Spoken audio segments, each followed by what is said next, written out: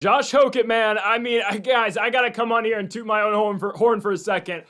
Holy crap, that I'm not over exaggerating. That was not just the greatest heavyweight fight of all time. That may have been the greatest fight of all time. I don't know. There's some historically great fights. Chandler versus Gagey is one of my favorites, obviously. I love both Lawler versus Condit and Lawler versus Rory McDonald. I really enjoyed, oh my goodness, Frank Trigg versus Matt Hughes. Obviously, I did not watch that fight live, but I love watching that fight. That's right up there, man. Mark Hunt, Bigfoot Silva in Brisbane, Australia, one of the greatest heavyweight fights ever. That was unbelievable. Josh Hokit is now a top 5 fighter in the UFC. And again, I hate to say it, but I told you so. I said this a very long time. I'm literally recording this during the Azamat Murzakanov Paulo Costa before that fight gets going, so I need to hurry up here.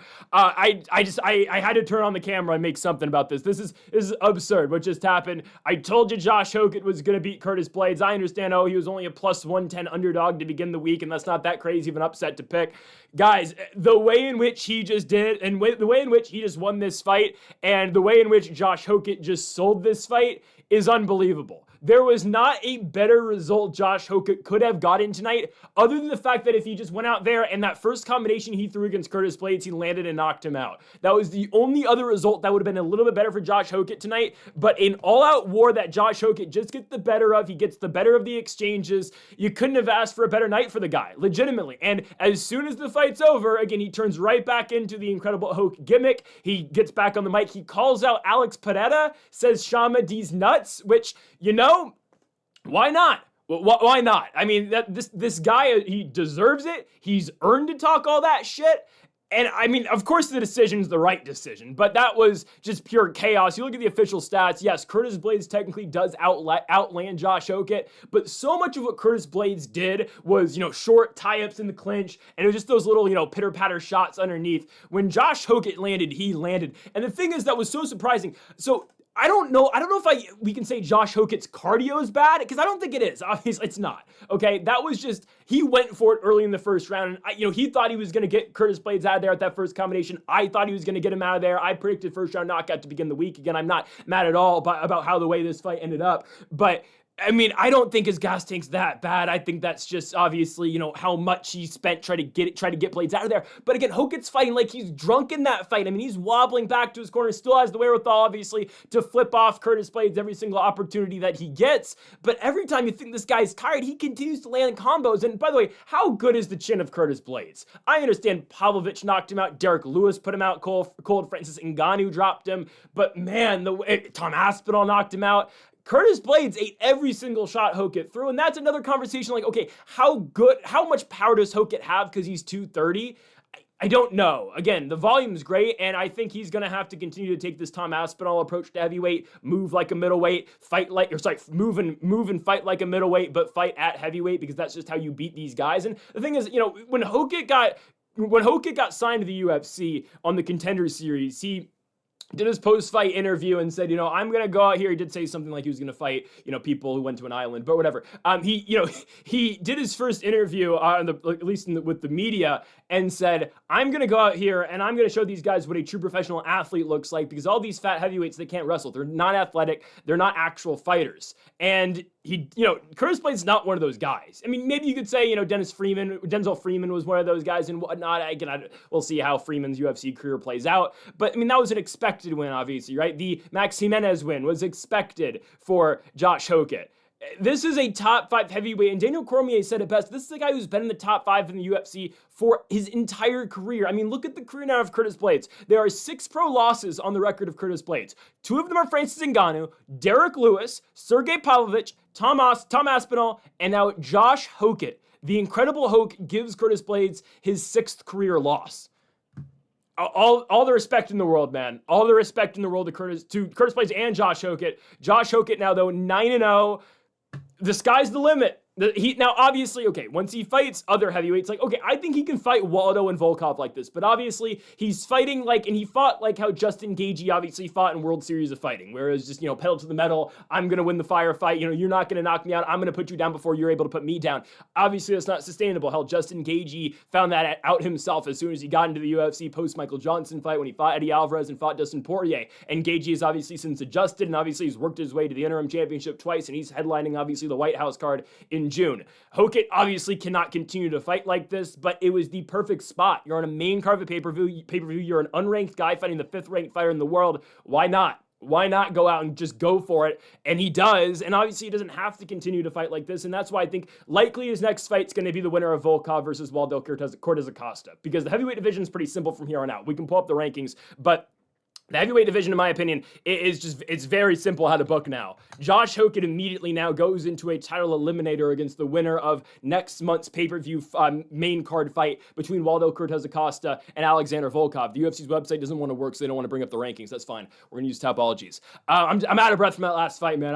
Oh my goodness. Anyways, so Waldo's going to be fighting Volkov. Obviously, this is not the official UFC rankings because Jailton Almeida's still here, but whatever. Pavlovich is going to fight Talison Teixeira. Unfortunately for him, he's just not in this equation right now. He doesn't fight till late May, whatever. Gon versus Pereira winner, obviously he's going to fight Aspinall. Volkov versus Cortez Acosta winner should be fighting Josh Hokit. And the winner of that entire, 3-man bracket now, so you could say it was a 4-man bracket if you included Curtis Blades, will then go on to fight for the world championship, whoever gets out of Aspinall versus Gon versus Alex Pereira. I will say, guys, and I don't think I'm getting ahead of myself right now, I believe if Tom Aspinall truly is not ready to fight by October or November, I think November should be the target date. I think that's where they want the heavyweight championship to be contested at Madison Square Garden. If Tom Aspinall cannot fight by November, they will strip Tom Aspinall of the world championship, and they will look to do Josh Hokit versus Alex Pereira for the undisputed championship. That is a superstar making victory that Josh Hokit just got. That I'm not over exaggerating. That's what he just did. That is a superstar making performance and one of the greatest fights I've ever seen. I think right now, undoubtedly the greatest heavyweight fight of all time. Hunt versus Bigfoot was great. It was the first fight. Oh goodness, it was the first and second. It was so long ago. It was back in the Fox Sports 1 days. But that fight was great. Hokit versus Blades was better.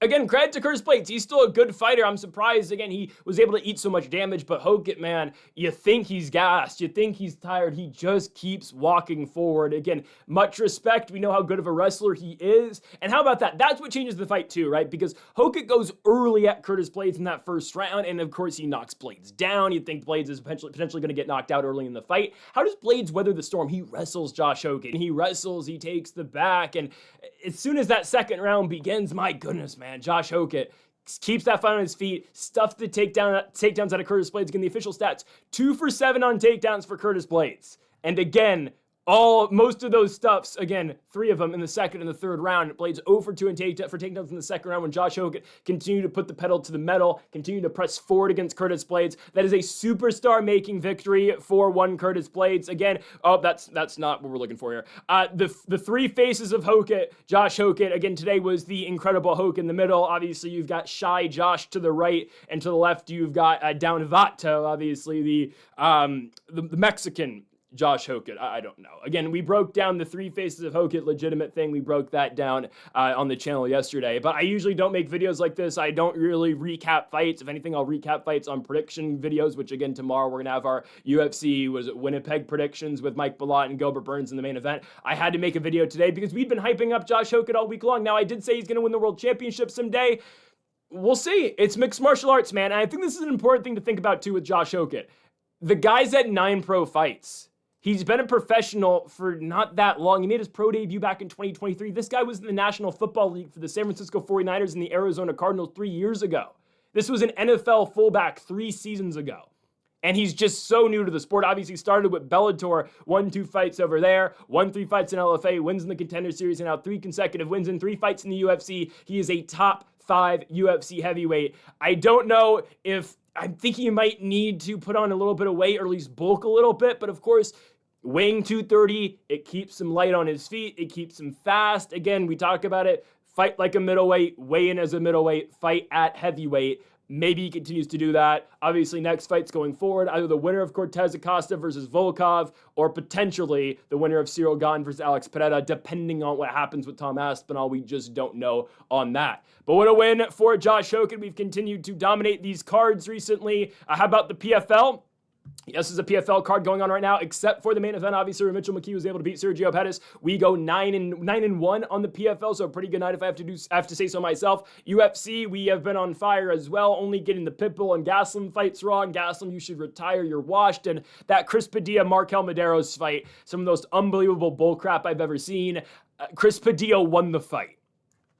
Chris Padilla, that fight's closer to 3-0 Padilla than it is a draw. It's absurd. But anyways, shout out to Josh Hokit. Again, that is a star-making performance. I need to start watching Murzakanov and Kosa. The fight started 1 minute ago, so I'm behind schedule here. But yeah, shout out to Josh Hokit. I had to make one of these videos. This is a future superstar in the UFC, and I'll say it, Josh Hokit will be a future UFC champion after tonight's performance. Folks, thank y'all for watching. We'll see you tomorrow for our predictions for UFC Winnipeg between Mike Malott and Gilbert Burns in the main event. Folks, thank y'all for watching, and Mamba forever.